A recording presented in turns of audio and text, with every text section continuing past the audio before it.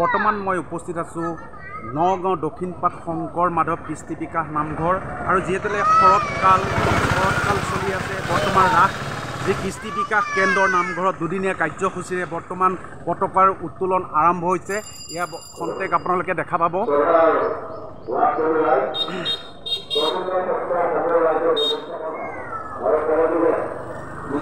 এয়া যিহেতুলৈকে পতাকা উত্তোলন চলি আছে, যি আমাৰ দক্ষিণপাট কছাৰী খণ্ড কেন্দ্ৰতে আমাৰ যি শংকৰ বিকাশ কেন্দ্ৰত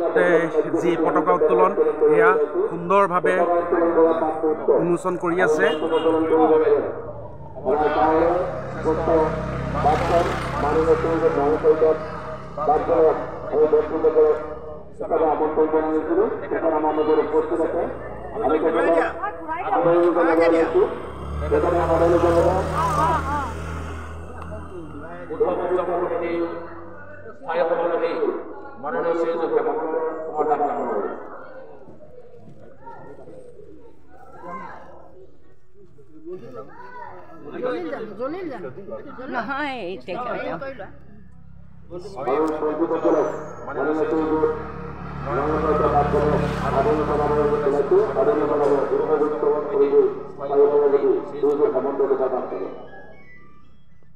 কৃষ্ণ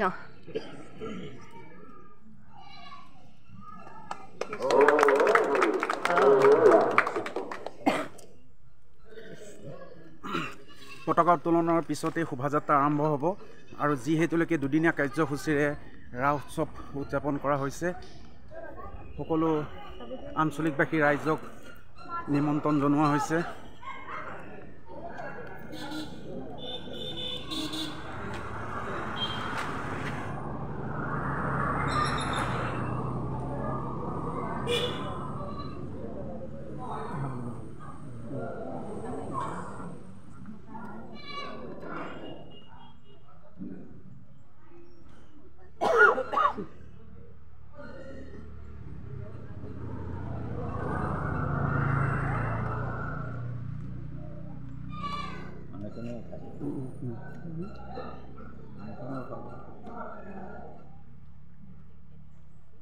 চবক গামোচা লাগিব, চবক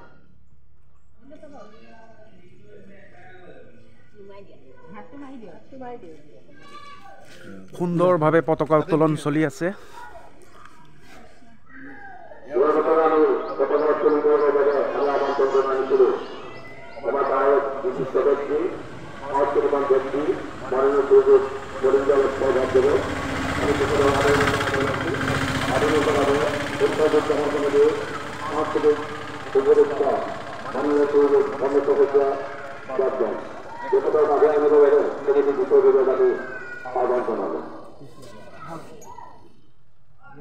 এয়া হ'ল আমাৰ জ্যেষ্ঠ ব্যক্তি।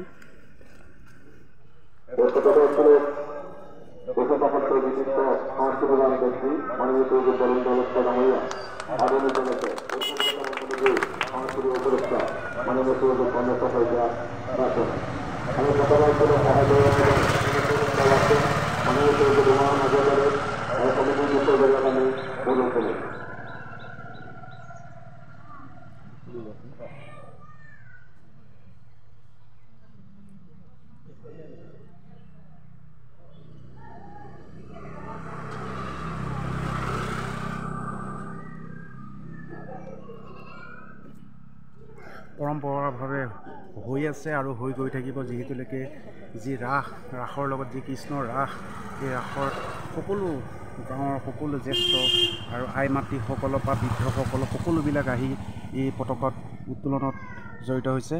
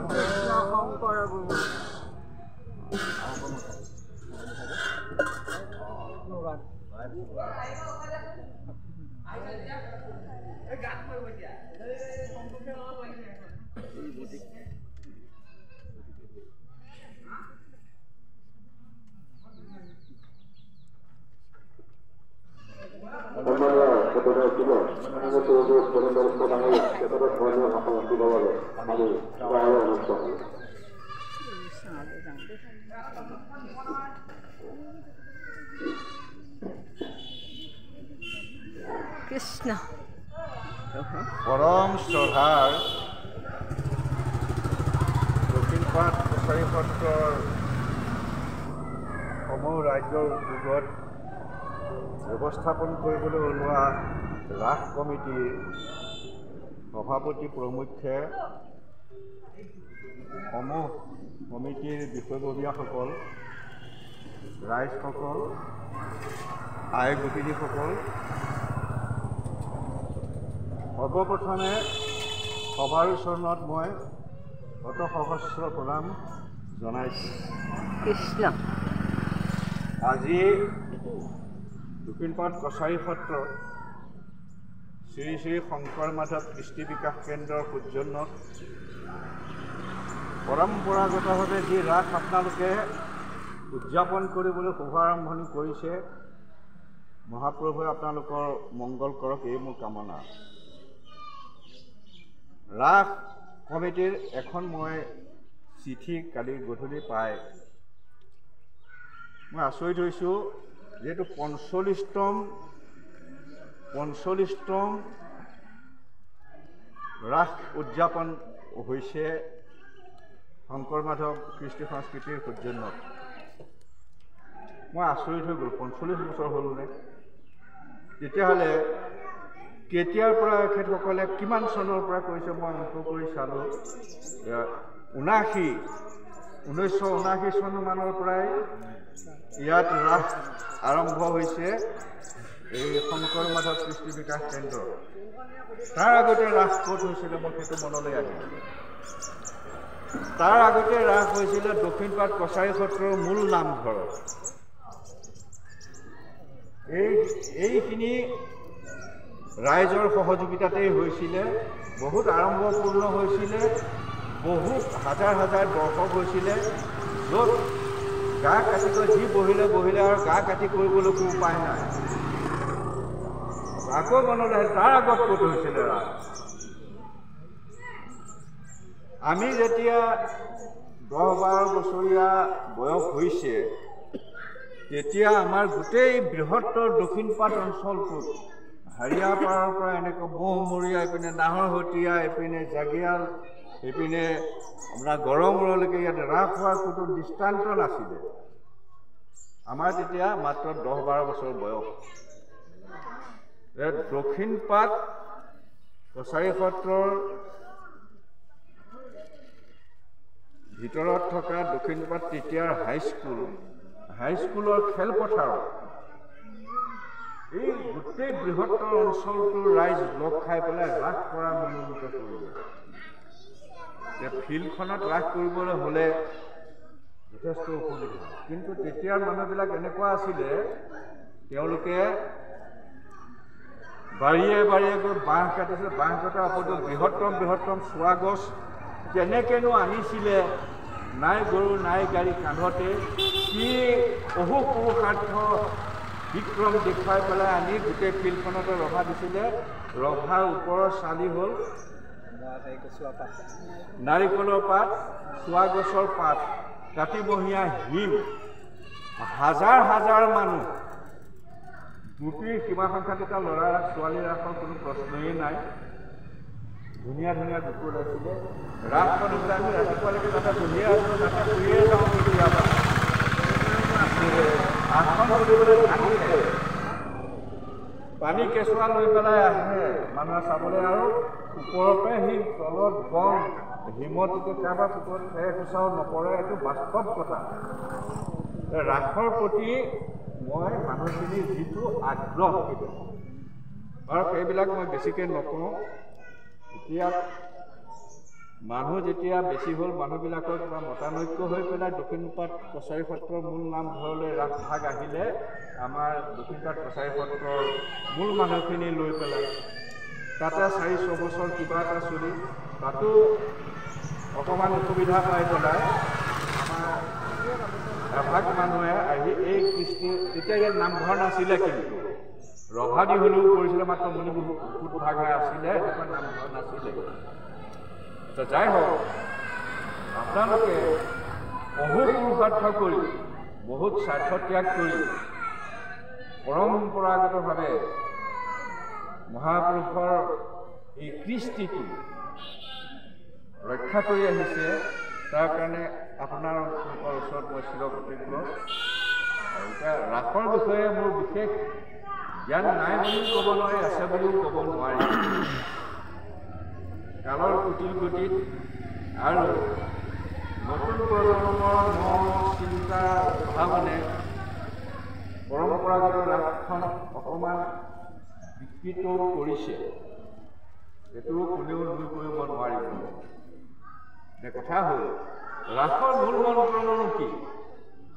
আপোনালোকে আজিকালি গোপিনীসকলৰ আইসকলৰ মাজতো বহুত শিক্ষিত আৰু বহুত শাস্ত্ৰ চৰ্চা কৰা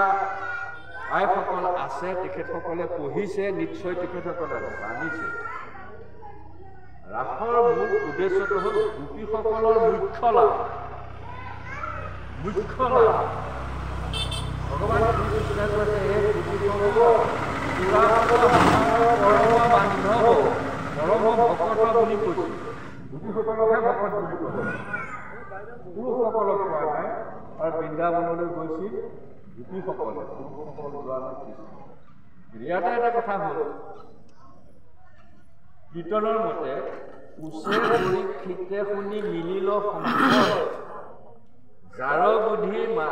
মাধৱক সেবেৰে গোপী তথাপি মুখ্যক পালে কিনো বিৰম্বন বোলা হৰি হৰি বোলো পাপৰ প্ৰলয় বুলি কৈছে এতিয়া কথা হ'ল যাৰ বুদ্ধি মানে যাৰ বুদ্ধি মানে উপপতি যাৰ শব্দটোৰ অৰ্থ হ'ল উপপতি হিচাপে পাবলৈ তেওঁলোক গৈছিলে কৃষ্ণক পতি হিচাপে পাবলৈ কিন্তু সপ্ৰেম ভকতিৰে গৈছিলে আৰু বৃন্দাবনত গৈ তেওঁলোকৰ কি হৈছিলে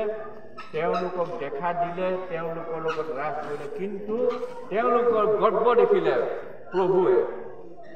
এহেঁতে মোক গণ্যই নকৰা হ'ল এহেঁতৰ লগত মই ধেমালি কৰোঁ বুলি সিহঁতৰ সমনীয়া বুলি ভাবি প্ৰত্যেকজনে মানে কৃষ্ণ মোৰ লগতহে নাচিছিলে কিজনীয়ে কয় মোৰ লগতহে এনেকৈ কৰিছিল এই গৰ্ব যেতিয়া দেখিলে তেওঁলোক কি নোচোৱা হ'ল তেতিয়া ভাবিলে নাই এহেঁতৰ অহংকাৰটো দূৰ কৰিব লাগিব অন্তৰ্ধ্যান হৈছে গোপীসকলৰ হাহাকাৰ হ'ল তেতিয়াহে তেওঁলোকে বৃন্দাবনত যে হুল জেং ঢেৰ আছে তাৰ মাজত ঘূৰি ফুৰিছে বহুত কষ্ট পাইছে তেতিয়াহে তেওঁলোকৰ অনুভৱ হ'ল কৃষ্ণ ক'বলৈ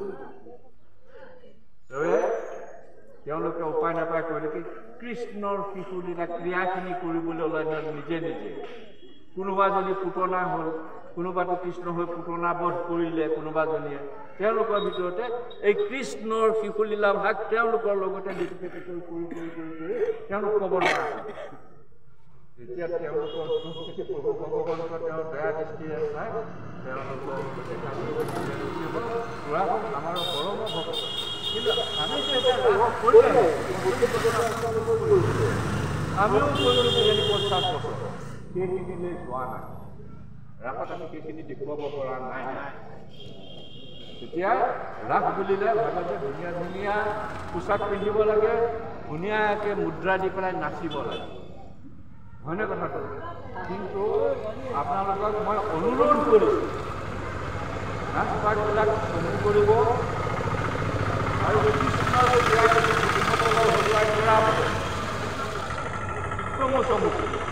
আজি মাজুলীৰ ৰাসে গোটেই বিশ্বব্যাপী গৈছে বিশ্বত খ্যাতি লাভ কৰিছে তেওঁলোকে এই নাচন বাগানৰ এইবিলাক হেৰি কিন্তু সেই গোটেইখিনি কাম তেওঁলোকে পৰিকল্পিতভাৱে কৰিছিল আমাৰ এই বাইদেউ আছে আমি সকলোৱে লিৰেলি বাইদেউ বুলি জানো আচল নাম কি নাজানো গোটেই মই যিখিনি কথা ক'লোঁ শিলৰ পৰা আজি আঘোণৰ কিমান 6 তাৰিখখিনি কিমান হ'ল আজিৰ তাৰিখলৈকে গোটেইখিনি হিষ্ট্ৰী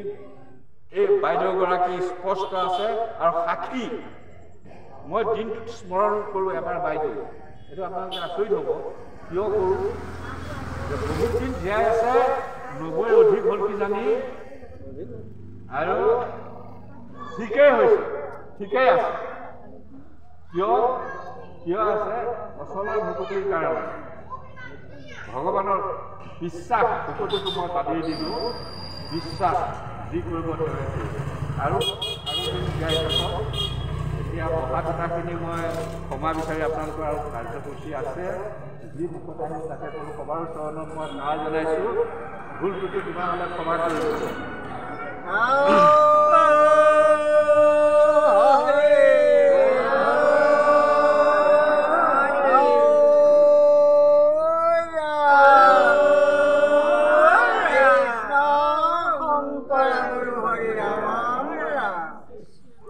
এয়া আছিলে দক্ষিণপাট কছাৰী সত্ৰ আৰু যি শংকৰ কৃষ্টি বিকাশ কেন্দ্ৰৰ নামঘৰ ঠিক আছে ধন্যবাদ